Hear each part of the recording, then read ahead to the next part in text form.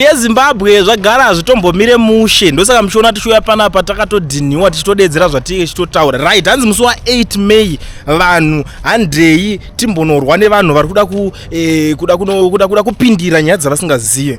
You know, I always tell people, especially vanoshanda kumapurisa vanoshanda musapindire nyaya dzevanhu veZimbabwe neZANU-PF.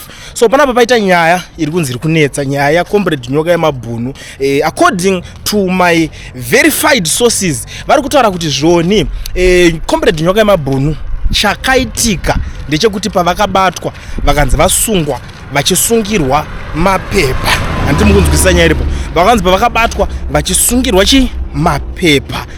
Chakaitika ndechekuti vasungirwa mapepa kudaro pakatanga kunzi mafoni, nekuti unoziva kuti kuSouth Africa wasungwa chinzi kusungirwa mashai aupinde museu une foni. Saka pari kunzi ndo maroverwa akaitwa foni nezvigananda zvakabva zvongonoriska. Unoziva kuti mapurisa unowanda mari anenge ngoti tiringoda foni yemunhu iye obviously unozongokeshwa nyaya za foni yacho hatisi kuona ngosina foni unyeba even chero kanyoresa rongobva roka page racho. You understand? Ndo zvakaitika. Saka pakunotorwa kwefoni yechi yemukomana obvious maybe anogona kuzonyoresa foni unyoresa manhikirina I don't know kuti unozonyoresa password here kana kuti chii chakanyatsonoitika, but foni yakatorwa ndo mahekerwa akaitwa my WhatsApp nhikirina. And I always tell you guys kuti I will verify, I will make sure kuti chii chakaitika, because it's not that easy kungonzi WhatsApp yako yangohekwa just like that. Munhu ari mustruggle, that kind of struggle here auhekerwa WhatsApp zvekudaro. So izvi ndakutokurudzirawo vanhu vari in the same struggle, kana uchiziva kuti uri vocal zvakanyanya, uchiziva kuti une WhatsApp something zvese zvine chinhikirikina, you must make sure. Kozoitawo vamwe vanhu, kune mamwe masmall nhikirikini YouTubers, but I don't think kuti masmall YouTubers vangapusa zvekusvika by that extent. Zvinhu hazvishandisirwe mufoni. Tengai makombiyuta mushandisire zvinhu zvenyu mumakombiyuta. Even WhatsApp shandisira mukombiyuta wosiya nezvekushandisira mufoni, because mangwana unozongomuka wakasangana ne the same situation like this yawakasangana naye, yasangana ne this comrade. So that situation is not that good. Man, hatisi kuda kuti tinyeberane zvinhu zvakaitika apa hazvisi bho, and hatisi kutombozvikurudzira kuti zvirambe zvichiitika izvozvo, handiti. Saka nyaya iyoyo tinoda kuti tinge tichigadzirisa, tobva tataura neNyokayemabhunu kuti chii chakanyatsoitika pazvinhu izvozvo, togadzirisa zvosoteka bho zvopera, because you know hatikwanise kuramba tichingoti everyday tongonzi right Nyokayemabhunu nhasi ahekwa mangwana azonzwai. So 8 May munhu wese, pari kunzi mwana wese pamusi wa8 May aende anomirira Nyokayemabhunu kunoratidzira demonstration zvigananda. Kana ukadya mari yechigananda toda kuti uirutse, because nyaya iyo ikasiyiwa yakadai so zvigananda zvinoramba zvichimera mapapiro, zvinotanga kuita maconnections. Zvaita maconnections zvakutokanganisa imimi vana vekumusha munenge makushayiswa mufaro nezvigananda because zvinobhadhara. Saka tinongotaura kuti amuheke judiciary system yekuSouth Africa the way yamakajara kuheka yekuZimbabwe because of munhu unoshandisa mari. Ndo nyaya yatinoda kuti igadziriswe iyoyo. Saka ndo pari kunzi munhu wese musi wa8 kunomirira nyaya yaComrade Nyokayemabhunu. I see a lot of guys vamwe vada kushandisa kutanga kuita chiCIO chechinherera. Kana mufunga kuti muri maCIO chimboyambotry kana muchida nhamba dzangu munadzo mese, ingondikumbira location ndokusendera kuti ndiri muCIO ndikuda kumbokuuya ndimbokunyikina tisangane. You know me very well. Inde even ndenge ntori ndega, hapana umbondikina, hapana ndamagadhi kana chichi. Tingoedza kungokuudza kuti zvechiCIO hazvishandi kune imwe nyika. You understand? And the other thing chando ndingina ndisandapedza nyaya iyo, ndisandasvika kune imwe nyaya iri nhikirikini, make sure kuti munenge mune magreen book guys. Garai nechipassport wochenyu. Next time I think matodzidza nyaya iyoyo. Ndandirimbotaura nyaya yaComrade Nyokayemabhunu ndichiti kana sekunetsa kuruta nyaya iyi, boza vanga runzi iyo ndiva 1977 iwa kuti ndiri va 1987. Handiti 1977 vanhu vaitora zvitupa zverata. Kana vane chitupa cherata ngavabudise ichocho, it's the driver's license or something.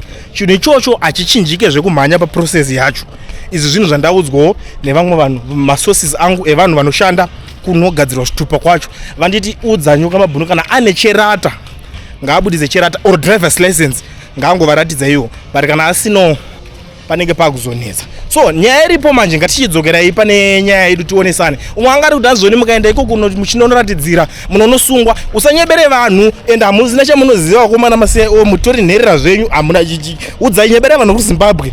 Munhu ari kuSouth Africa afakaterera manyongirisha munenge muchitaura iwayo. Hakuna munhu anonzi asungwa nekuti ari kuratidzira muSouth Africa. South Africa inobvumidza vanhu kuratidzira, inobvumidza vanhu kudemonstrata kuti varatidzire zvichemo zvavo yasiyana neZimbabwe. So ndo nyaya tiri kungoonesana kuti kana muchida guys, be ready, get ready. Nyaya is not about comrade Nyokayemabhunu, it's not about muri kunonunura comrade Nyokayemabhunu, no, but muri kuenda kunonunura Zimbabwe, because zvinhu izvozvo zvichaitika kuna vamwe mangwana vanongomuka vakatry kushinga nini hangu musanyanya ndichikira handimbofe makandingirikina amene vanogova nenyaya dzechi I think munokaziva kuti kachiko kabhuka kani mukuona ende kane work permit saka hapana pekuti ndinganzi ndiri kuvhunduka munhu kana kuti chichi but ndiri kutaura kuti kana tiri kunzi tiri kuenda ziva kuti uri kuenda kunonunura Zimbabwe, hausi kununura Nyokayemabhunu chete because zvinhu izvozvo zvigananda zvikaona zvadhifitwa panyaya iyoyo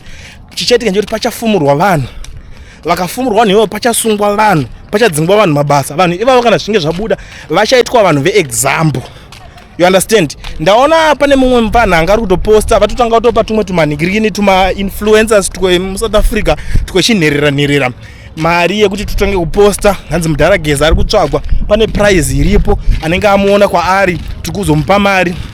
Guys, I want you to listen and listen very careful. Hakuna chinonzi mudharageza ari kunzi akasiya para mhosva yekuti anga ari kuZimbabwe nguva yese inyaya dzepolitics. Saka mukangoona eni panenge pari kunzi mudharageza hanzi ari kutsvagwa ari kuningina, ndisenderei link, you have got my number, ndisenderei direct tibva tafumura munhu wacho iyeye. Ndo vanhu vakapuwa mari ende vanhu vemunomu vakangozikana ndapuwa mari vanofumurwa zvisingaite ende kazhinji kacho vanobva vamhanya kunoidzosera. Ende toda kuziva kuti ari kubhadhara mari iyoyo wacho ndiani chigananda ichocho chiri kubhadhara ma-role models, chiri kubhadhara ma-influencers. And what kind of influencer asingazive ma-situations anenge achiitika. Saka ndo nyaya iripo, ndo nyaya hombe iri kupisa izveso takaitarisa kwa Nyokayemabhunu musi wa8 kuti vanhu vanosangana nenhingirikini mafoni vanga uri kuziva kuti yakahekwa sei. Ndagara ndakuexplainera kuti pavakabatwa vakatorerwa mbozha nhare dzavo, mafoni akatorwa. Ndo situation yakaitika pana comrade wenyu. Saka inini ndangoti ndingoya panapa ndingo clear the air, ndingogara ndangopedza according to the sources sekupromisa kwandakazviita kuti ndichakuzivisai kuti chii chakaitika. Boss inini ndanga nditori nehasha, ndakatombotanga kufunga kuti pamwe maadmin emuWhatsApp nhingirikini racho ruro vakaita chihunhu ichocho chekutengesa nhingirikini kubhesi vakatengwa nemari vakahodhwa, but ndazoona kuti no, haisi nyaya yemaadmin. Ivo comrade Nyokayemabhunu vacho pavakabatwa vakatorerwa mbozha runhare. That is the situation yakaitika ipapo panyaya yakomrade venyu comrade Mabhunu, handiti. So zvekuenda kana uchiziva kuti uri free kuenda kunonzi kuda kuendwa kwacho, musachikidzirwe muchinzi munosungwa nani ende anocho anenge achikusungai anenge achikusungirai nyaya dzei.